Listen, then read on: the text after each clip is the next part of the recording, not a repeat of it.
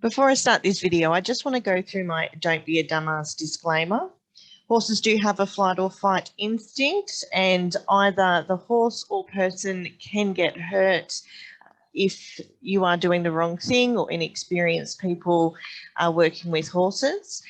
These videos are of me working with my own horses. I do have a fair level of experience, and these videos are just to show you my experience with using some of these products that I've either purchased or made myself. It is not a recommendation that you do this yourself.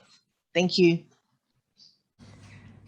So recently I saw one of those lunging aids online that you can purchase. I think they range anywhere from around about $50 upwards.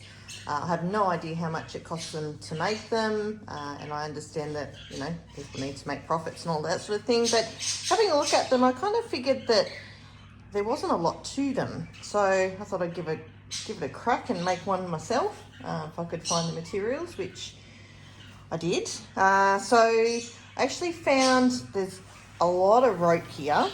So I found, it's all untangled now, but I found all of this rope at one of those $2 stores for about $12. I can't remember how much is here now, but more than I needed for this project. But I have actually, you can tell some of this is quite dirty. I actually use it as a temporary fence when I'm feeding up my horses so that I can separate them and they don't steal each other's food.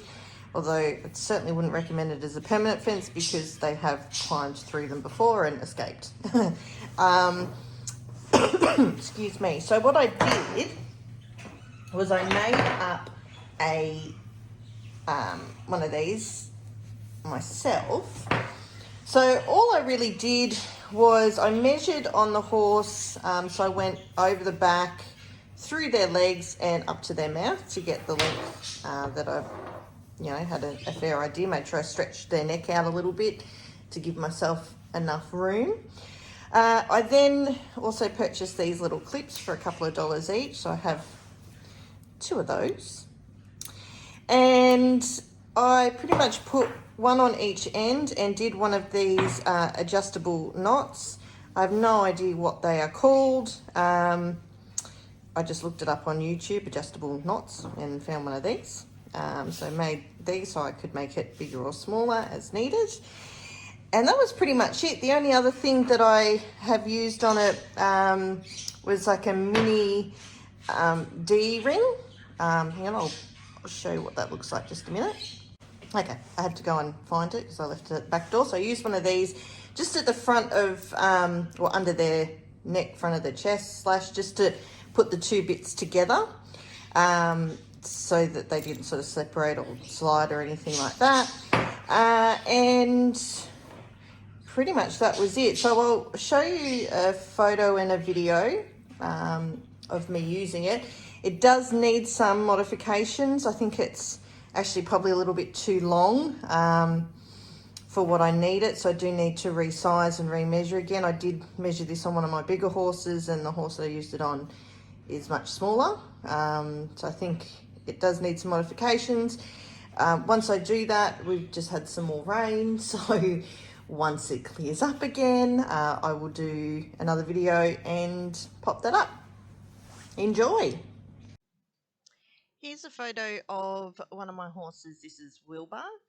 Wilbur's a 13-year-old thoroughbred. He's done a little bit of work, although probably the last really 18 months he's done a lot of intermittent work, so he's very unfit.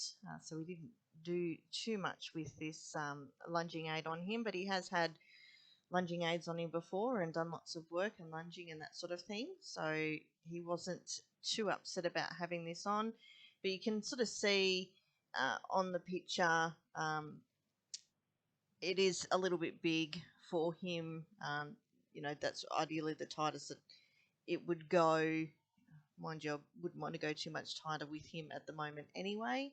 But this did sort of flop around a little bit down here. Ideally, I'd sort of like the knots to be a little bit further towards his head so we can make some alterations. But here are a couple of short videos of him going around with these on, just so you can see how it all went.